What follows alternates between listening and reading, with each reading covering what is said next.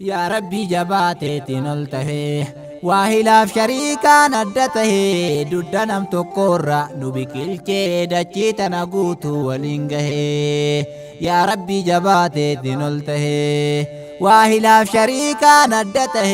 ددنم تقرى نبكيلتي دچيت نغوت ولنگه دچيت نغوت ولنگه guyyaa gammachuuti guyyaanarraa nam rabbiin milkeesseef godheef jarraa dhaloota hundaayyuuttiin haagayuu gaa'ila milkiidhaasiif haa tahuu aruuza milkiidhaasiif haa tahuu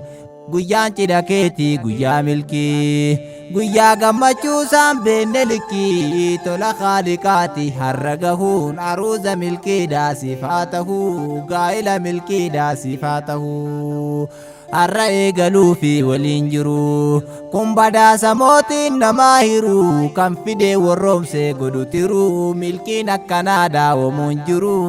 fawziin akkanaa daawamuun jiru diinii barataati turte kalee seenaa kee dhageenyaan nutti tole seenaan nama gaarii haa faayamu galmee taarikaatiin haa kaayamu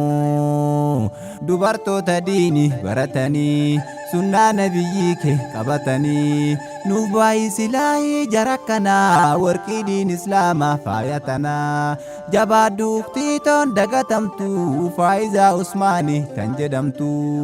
faayizaa usmaaniif jibriilillee arrasi waliidha fibilillee wal wajjiin jiraadha wal jaalladha akka daawwitiidha wal daawwadha akka daawwitiidha wal daawwadha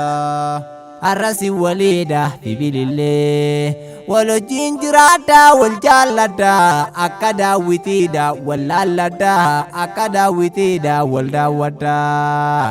baga har'a geettan isin lachuu kanaaf tole diiniif wal jaallachuun dhufne gammachuu keessan qooddachuu dhufne gammachuu keessan qooddachuu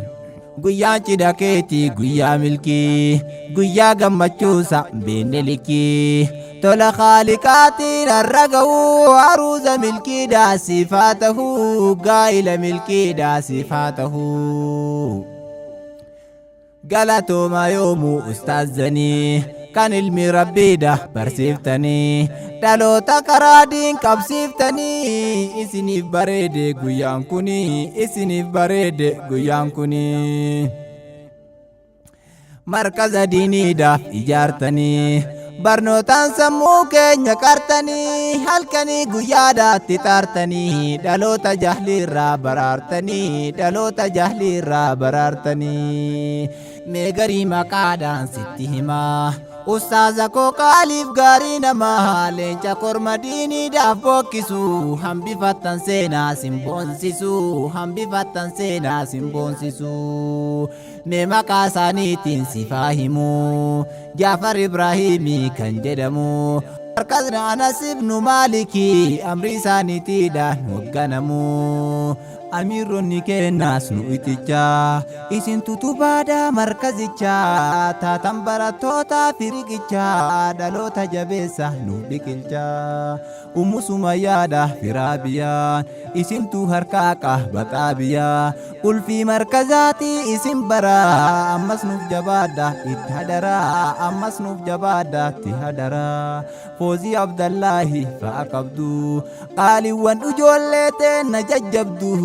qaaliiwwan ijoollee teenna jajjabdu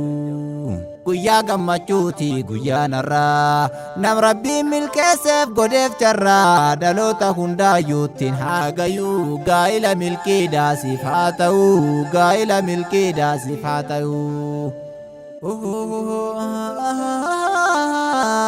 cidha milkii cidha khayrii aruuza diinii amiin jedhaafaa taasisuuf rabbiini ilmaan diinii ilmaan duniyaa tanaaf furmaata waliin horaas nuufidha dacheef gumaata gaa'illi keessan kun milkiif fakkaata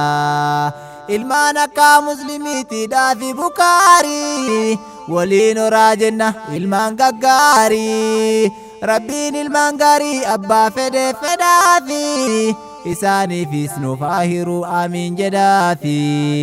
waliin tolaa waliin oraa waliin jabaadha karaa sunnaa nabii irra waliin jiraadha yoo san toltii bultii waliini karaa aatiin turtee kalee markaza keessa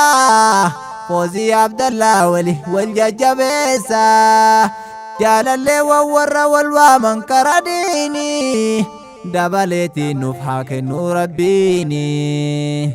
kalee wal waamtanii karaa barnoota fakkeenya gaggaarii taatan dhaloota jannata haa ta'u keessan jazaanii ergaa tantoo harraafana si geesse rabbiif jedhe sin jaalladhaa jabeesse hunduu afoolillah yoo aballeesse